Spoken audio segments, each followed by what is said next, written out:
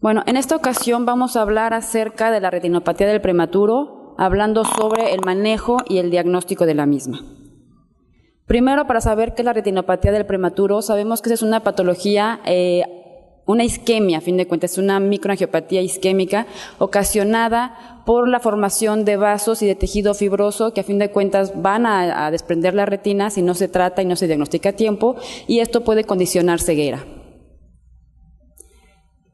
Vamos a entender por qué se produce entonces la retinopatía del prematuro.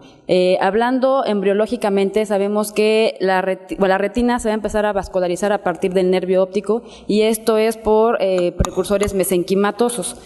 Esto va a empezar a partir de la semana 16, y sabiendo que el nervio lo tenemos más del lado nasal, entonces la retina nasal va a ser la primera que se va a vascularizar. Esto más o menos sucede cerca de las 36 o 38 semanas de edad gestacional, y la retina temporal, esa se va a vascularizar incluso más tardíamente, incluso en pacientes que nacen a término, que sabemos que es de 40 semanas, se va a formar esta vascularización hasta a partir de la 40 a 45 semanas de edad gestacional, o sea, después del nacimiento. En este caso, entonces, si tenemos un paciente prematuro en el que nace antes de esas 40 semanas, principalmente antes de las 32 semanas, vamos a tener una interrupción de esa oxigenación. Además, al momento de estos pacientes, como tienen mucha alteración sistémica, van a necesitar entonces de oxígeno suplementario, y este oxígeno suplementario va a condicionar mayor constricción, lo que va a condicionar un cierre definitivo de los vasos normales, de esta angiogénesis normal, y esto, por lo tanto, va a producir mayor isquemia. Esta isquemia va a liberar factor de crecimiento vascular endotelial de una forma muy importante, y esto es lo que va a formar entonces la aparición de neovasos que no vienen solos, sino con tejido fibroso, y esto a la larga condicionar entonces un desprendimiento de retina. ¿Cómo se produce entonces? Esta es una animación en un paciente, de cómo se produce la retinopatía. Sabemos entonces que inician los vasos a partir del nervio óptico, y cuando hay una interrupción empiezan a formarse estos neovasos que empiezan a formar tejido fibrovascular que condiciona finalmente un desprendimiento de retina. En México la verdad es que la incidencia es desconocida, pero haciendo más o menos un sondeo de cómo se produce esto, sabemos que cerca de 2.3 millones de nacimientos tenemos al año. De estos, aquellos pacientes que nacen de menos de 32 semanas de gestación, que es el mayor riesgo que tenemos para tener retinopatía del prematuro, es cerca del 2%, lo que equivaldría a 46,000 prematuros al año. Si de estos sabemos que más o menos el 60-70% sobreviven, y que de estos el 5% puede tener un estadio grado 3, que es parte de los que ya requieren tratamiento y que pueden progresar después a desprendimiento de retina, entonces tendríamos cerca de 1.300, entre 1.300 y 1.600 prematuros. Y si de estos el 50% se desprenden, entonces tendríamos una incidencia de cerca de 700 a 800 niños ciegos anuales. O sea, por eso es tan importante tener en cuenta qué es la retinopatía del prematuro y cómo detectarla y tratarla a tiempo para evitar esta cantidad de niños ciegos. Entonces sabemos que para poder tener un paciente que tenga estas características, esta enfermedad, son niños que pesan principalmente menos de 1.500 gramos o niños que tengan menos de 32 semanas de gestación al nacimiento, pero además tenemos otros muchos factores que pueden influir en la aparición de esta enfermedad, como son que usen oxígeno suplementario, y además otros factores que son vienen junto con todo el problema de un paciente prematuro, como son la broncodisplasia, las hemorragias interventriculares, acidosis metabólica, que hayan tenido transfusiones durante su estancia hospitalaria, sepsis. O sea, son muchísimas causas que además se agregan. Entonces, como les comento, entre mayor sea o menor la edad gestacional, mayor va a ser el riesgo de tener retinopatía del prematuro, y también entre menor edad gestacional, peor todavía el grado de retinopatía. Por eso es importante saber cuándo vamos a explorar a un paciente prematuro. Como les dije, en general se entiende que debe ser aquellos pacientes menos de 32 semanas de gestación y menos de 1.500 gramos. Sin embargo, ya existen unos lineamientos donde se ha visto que en pacientes incluso mayores de 32 semanas de gestación y que hayan nacido con más de 1.500 gramos también tienen riesgo. Por lo tanto, estos lineamientos hablan de que se deben de revisar incluso pacientes que tengan 34 semanas de gestación o incluso un poquito más, pero que tengan factores de riesgo de los que comentamos anteriormente agregados a esta enfermedad. ¿En qué momento se deben de revisar? Esto depende de la edad de nacimiento. Cuando son aquellos pacientes que tienen menos de 28 semanas de gestación al nacimiento, se deben de revisar entre las 32 y 34 semanas de edad corregida.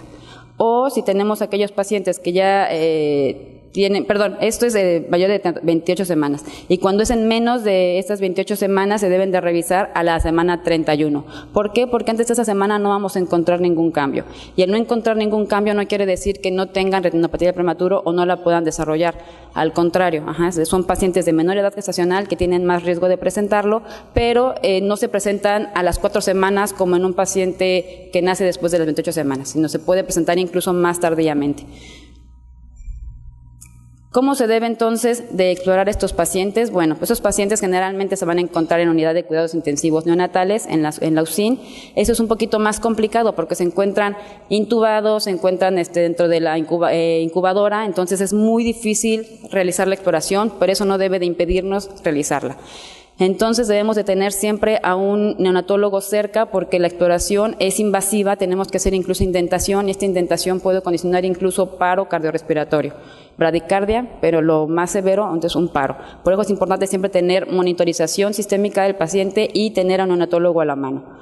Utilizar equipo especial, principalmente un bléfaro, lo que más utilizamos es el de Sauer, que tiene ciertas características para evitar que se lastime el párpado por la expansión de este equipo. Y debemos de utilizar siempre con gotas, dilatación pupilar.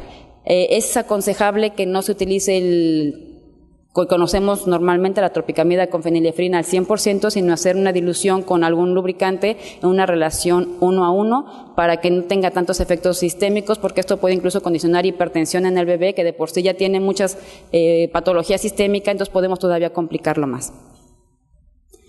Entonces debemos de realizar indentación siempre a todos los pacientes porque muchas veces únicamente se fijan en el polo posterior o incluso llegar nada más a ecuador. Y la patología sabemos que es más presente en la periferia, entonces tenemos que revisar siempre la periferia y utilizar indentador.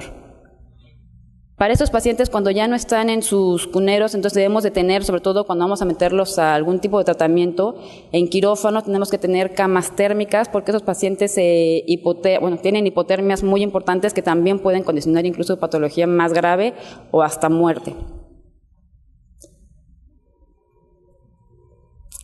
¿Y qué tenemos que buscar entonces en estos casos o cuáles son los objetivos? Tenemos que describir primero los hallazgos que encontramos en esta patología, tenemos que ver la gravedad de la enfermedad y por lo tanto en base a esta gravedad definir cómo vamos a manejar al paciente y dar un seguimiento o un tratamiento oportunos. Esta clasificación que les voy a mostrar es una clasificación ya modificada, se creó originalmente desde 1984, pero ha sufrido algunas modificaciones, la más actual fue en el 2005. Esta habla sobre zonas, estadios, extensión y ahorita vamos a ver cada uno de ellos. Hablando acerca de la zona, tenemos 3 zonas que todo el mundo conoce. Tenemos la zona 1, que es la zona más importante, donde es un radio del doble la distancia del nervio a la fobia. A lo mejor no se entiende tan bien, pero quiere decir que del nervio a la fobia ese se considera una distancia. Entonces, el doble del centro de la fobia al nervio, esto sería el radio. Entonces, trazando de aquí una circunferencia con este radio, eso lo consideraremos como zona 1, que es la zona más importante porque tenemos la mácula. Después de esta zona tenemos la zona 2, que es un círculo alrededor de la zona 1 que va a llegar hasta la hora serrata nasal y la zona 3 es el remanente temporal. Entonces, zona 1, 2 y 3. Esto porque es importante porque entre más cercano al polo posterior, obviamente el pronóstico es peor. Y aquí lo vemos esquematizado, zona 1, zona 2 y la zona más periférica temporal sería la zona 3. Ahora, hablando de los estadios, tenemos 5 estadios que nos hablan de grado de la enfermedad. El estadio 1 es únicamente una línea de demarcación, que es esta que vemos aquí, que es una línea blanquecina, que es plana, pero nos está dividiendo la retina que está vascularizada de la retina que no está vascularizada, o sea, lo que falta de vascularizarse porque este niño nació prematuro. Este normalmente no tiene mucho riesgo y ahorita que hablamos de tratamiento, pero estos más o menos únicamente requieren vigilancia. En el estadio 2, aquí esta misma línea ya cambia, ya se hace más elevada, incluso tiene una coloración rosada y también igual va a dividir la zona que está vascularizada de la zona avascular, que ya habla de mayor daño. El estadio 3, ya tiene neovascularización. Aquí ya tenemos la presencia de neovasos que incluso se van a proyectar hacia la cavidad vítrea. Eso, como les comentaba, no nada más es neovasos, sino se acompaña de tejido fibroso, que es lo que posteriormente progresa hacia un estadio 4 y tracciona la retina. Tenemos del estadio 4 2 grados. Uno, cuando sí se involucra el área macular y cuando no se involucra. Si no se involucra el área macular, es únicamente un desprendimiento de retina traccional parcial, sin involucro, se considera como un estadio 4A. Si ya está involucrando el área macular, entonces es un estadio 4B. Y el estadio que todo el mundo queremos evitar es precisamente el estadio 5, que es un desprendimiento de retina total, en el que prácticamente ya no hay mucho que hacer con estos pacientes. Es un estadio muy avanzado. Algo importante que deben también saber es que cuando vemos un paciente no vemos, decimos tiene estadio 3, bueno, no es que tiene estadio 3 en toda la extensión, sino tiene varios estadios en un mismo ojo. En este caso, por ejemplo, tenemos estadio 1 en el sector temporal, tenemos estadio 2 en esta zona y aquí tenemos un estadio 3. Podemos tener de todo tipo de estadificación en un paciente. También es importante entonces saber la extensión, saber qué tantos meridianos están involucrados y qué tipo de estadio tienen cada uno de estos meridianos para nosotros poder ofrecer algún tipo de tratamiento. Hablando también de severidad, otro término importante en retinopatía del prematuro es la enfermedad plus. Y esta habla de presencia de tortuosidad vascular y dilatación en por lo menos 2 cuadrantes del polo posterior, como lo vemos aquí en esta imagen. Y esto habla de severidad. El término umbral en general se estipula que son aquellos pacientes que tienen una retinopatía estadio 3 en zona 1 o 2 con enfermedad plus, que ya comentamos toda esa terminología hace rato, y eso habla de enfermedad muy grave y que requiere tratamiento urgente. Tratamiento urgente me refiero a que tiene que aplicarse antes de las 72 horas. Si nos tardamos, esto va a progresar hasta un estadio 4, que ya sabemos que ese es un pronóstico bastante reservado. Y esto no lo refieren en los libros, pero también es cualquier estadio en zona 1 con enfermedad plus o estadio 3 en zona 3 sin enfermedad plus, también se les considera como estadio umbral. Ahora, todo esto es lo que siempre se ha manejado, sin embargo, ya se habla más del ROP tipo 1 y ROP tipo 2, que a lo mejor muchos no lo conocen. Esa terminología nos incluye dentro del ROP tipo 1, incluye a los pacientes que vimos ahorita del estadio umbral, pero también habla de otro estadio que son los preumbrales, en el que en teoría no requerirían tratamiento si nos basamos en lo que es el umbral que requiere tratamiento. Sin embargo, son pacientes que muy probablemente vayan a progresar a un estado umbral y por eso estos pacientes ya se les considera que deben de ser tratados. Entonces, todos los retinopatías con tipo 1 que incluyen umbral y preumbral requieren tratamiento pronto. Y en caso de los tipo 2, estos ya son estadios mucho más leves que pueden incluso mantenerse en observación, como son en zona 1, pero estadios muy tempranos, 1 o 2, sin enfermedad plus, o en zona 2, ya más alejados del área macular, pero sin enfermedad plus, aunque sea un estadio 3. Estos requerirían únicamente vigilancia. En esta última clasificación que les comento del 2005 se habla de otro tipo de retinopatía del prematuro, que es la enfermedad agresiva posterior. Esa es exclusivamente en zona 1 y es muy agresiva, tiene incluso tortuosidad y dilatación vascular en los 4 cuadrantes y este sí requiere tratamiento igualmente urgente antes de las 72 horas.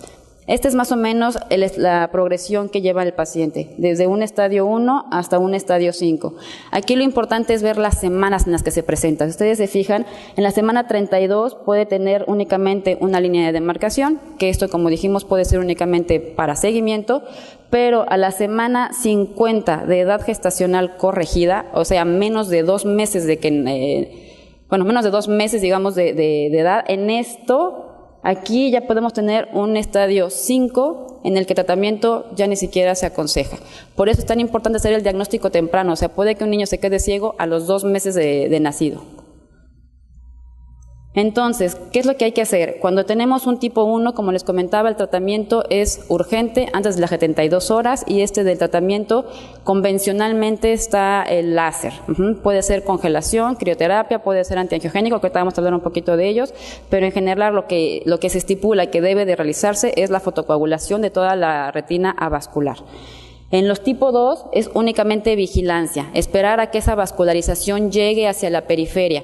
Y una vez llegado a la periferia ya no tenemos que revisar a ese niño, pero tenemos que esperar siempre que llegue a la periferia. Cada cuando en el tipo 2 tiene que ser vigilancia semanal.